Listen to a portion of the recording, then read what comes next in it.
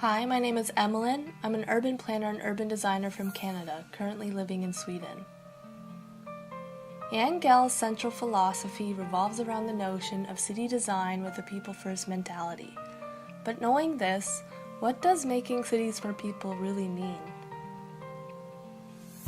As we know it, more and more people are moving to cities. More people live in cities now than at any other point in history. This is a global phenomenon across the spectrum of developed and developing countries.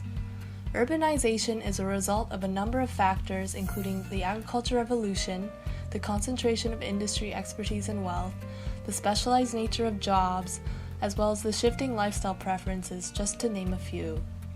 We are increasingly becoming a more urbanized world. The UN estimates that by the year 2050, approximately 68% of the world's population is projected to live in urban areas. This plays a challenge in a world where we're currently facing large-scale issues, including rising sea levels, extreme weather, loss of productive agricultural land due to sprawling development, as well as managing massive urban growth within our developing countries so they have adequate access to services.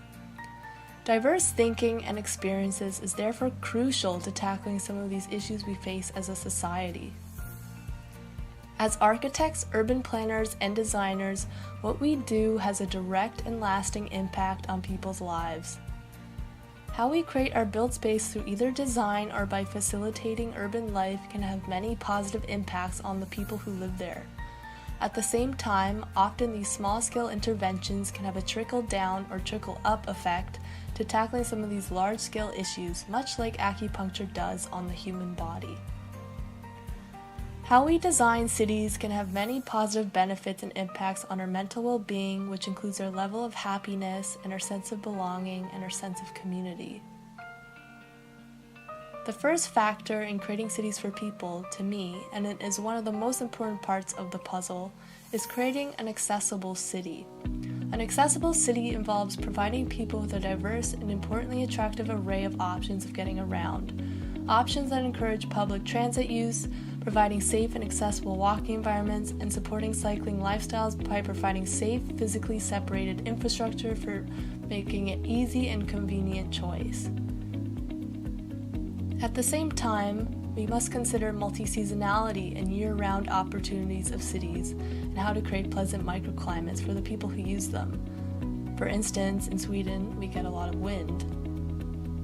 While visiting Oulu this past February, a city that gets 175 days of snow each year, I discovered that the city's overall cycle share was still at around 22%. For them, the bicycle remains the most reliable form of public transport since the pathways are treated all year round.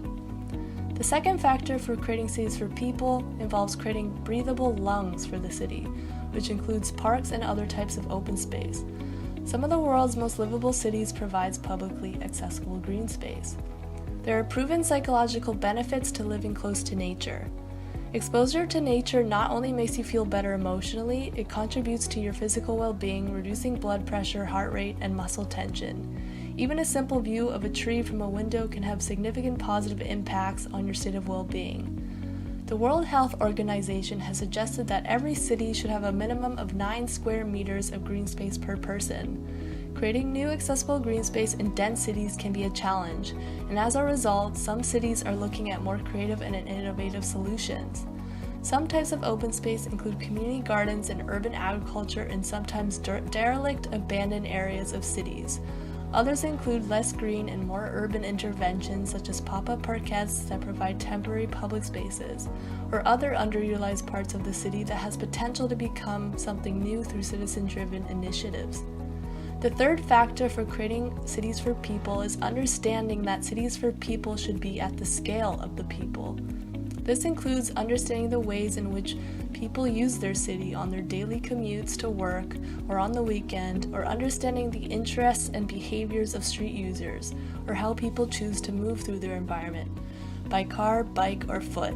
By understanding these people-centered dimensions, we can get a better sense of what's already happening and aim to create more walkable human scale. Human scale also involves the understanding of how one experiences a space. What are the key viewpoints? What are the key landmarks? Perhaps there's a corner where you can experience a sea view. It also involves the scale of the building, the diversity of facades and materials, or the types of street furniture and how they interact with the street environment. Human scale can be something as small as a leaf on a tree, or perhaps freshly washed clothing hanging from a line on a street alley, or even the type of ground you walk on, whether rough or smooth, or the design of a manhole. This is the scale that matters to people. As urban planners and designers, we also have the ability to facilitate public life by creating spaces that allow for interaction or happy accidents between a diverse array of people, cultures, and backgrounds. In many ways, the city is a stage for public life. Jane Jacobs, in her Death and Life of Great American Cities, believed that public space serves as crucial areas for people to achieve inclusivity and flexibility through a constantly renegotiated place ballet.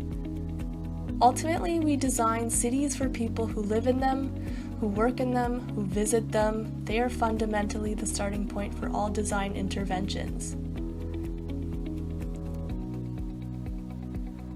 Ultimately, we design for people, we design with people, and cities are designed by people themselves.